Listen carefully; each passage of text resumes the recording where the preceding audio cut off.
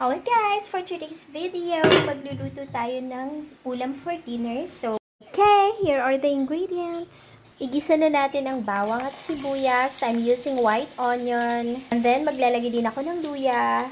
Let's wait lang na medyo maluto lang yung onion and then the sibuyas, and then the bawang. Malalaman natin yan kapag na medyo brown na yung color. Paglalagay na rin ako dito ng pepper.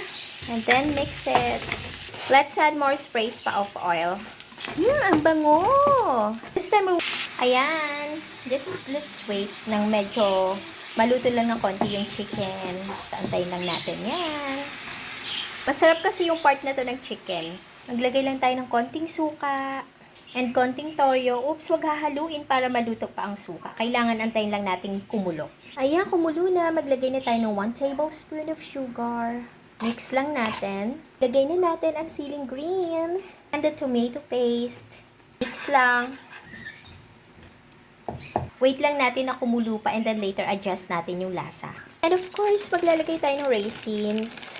And then we will put the pineapple tidbits. Ayan, sinasama ko yung sabaw.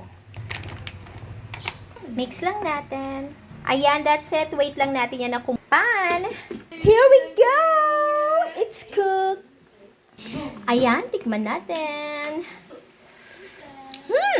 This is perfect. No need for adjustment na. Everything is good and perfect. That's all for today.